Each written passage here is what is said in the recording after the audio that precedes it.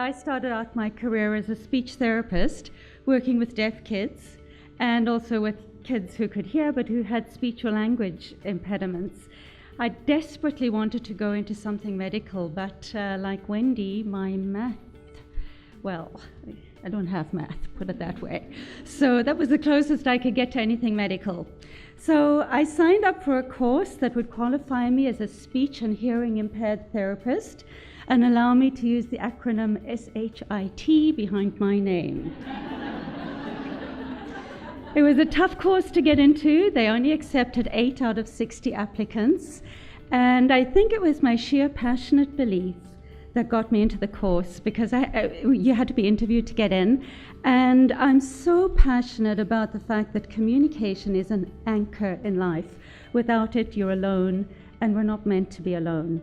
And I really also wanted to pursue a career working with the deaf, because I thought, how amazing would that be in terms of purpose, to build somebody's communication ability one word at a time, one grammatical rule at a time, and then also to help people overcome speech impediments like stammers and lisps and braces, so that they could communicate more easily in life and perhaps not be ridiculed when they're a little older.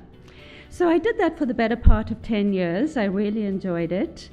It was very challenging. I had a very challenging patient load.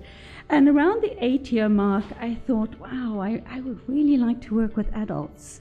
And I'd like to work in the corporate sphere.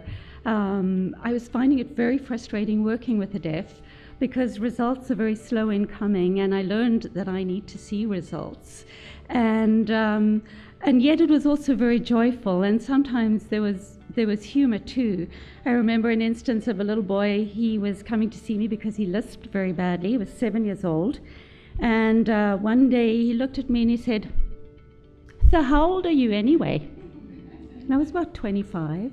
And stupidly, I said to him, "Well, how old do you think I am?" He said, "Geez, give me a clue. 70s, 80s, 90s?" So you know they can't tell age at that stage. But, you know, there was, together with my frustration and wanting to leave, I kind of thought to myself, I think this is the end of this job for me. It's bad for my self-esteem. I got to get out. And so I spoke to a friend of mine who worked at the equivalent of Mercer. This was in South Africa. And I said to him, if you know of anything that I can do with my background in your company, you got to let me know. And it wasn't very long after that I landed a job there, and I think I got it because they must have thought if she can communicate with the deaf, she can communicate with the dumb, because their sales force needed help.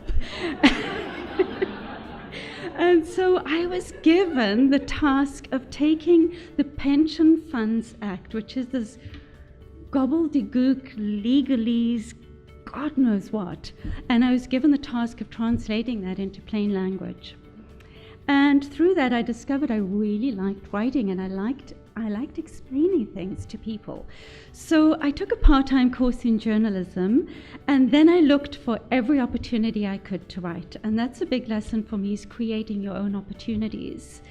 And I started freelancing for my company's newsletter.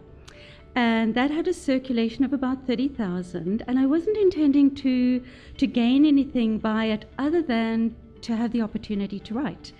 And there were 2 unexpected consequences. One is that it built profile, because I got my name was with all the articles, so I got this great visibility. And sometime after that, it opened the door to me becoming a communications consultant for the company's clients. And I got to work with mining and oil and gas and all sorts of interesting companies doing communication strategy. And that's when I just fell in love with strategy. So about 3 years into that career, my husband and I decided we needed a change. We thought, what if we found the highest cliff to jump off into the darkest abyss? Would we be able to land on our feet? And the learning from that is that, yes, of course you can, because the skills that will get you through tomorrow are the skills that are getting you through today. And so we decided we would immigrate. We would leave behind our careers. We would leave behind our great career paths. We would leave behind our career reputations come to a place that we'd never been to before. We came sight unseen with no jobs and no network.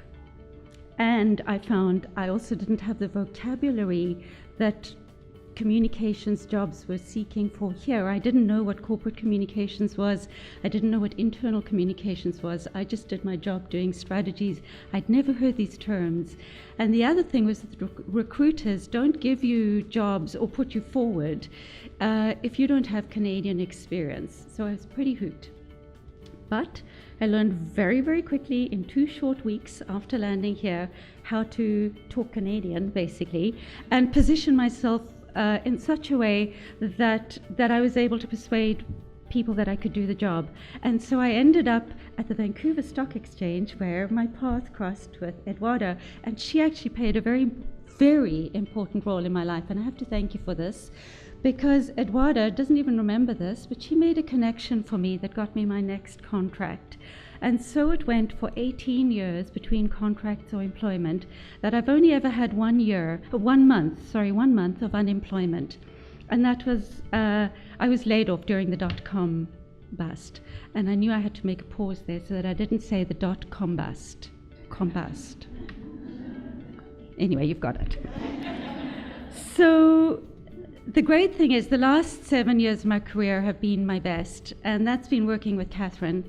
When you get to a certain age, you can actually pick and choose what you want to do, and you don't have to do the shitty parts of the job that you never used to like anyway. You just get to do the bits you love, and that's what we've been doing, and we have a lot of fun together. She insults me all the time. She gets it back in spades.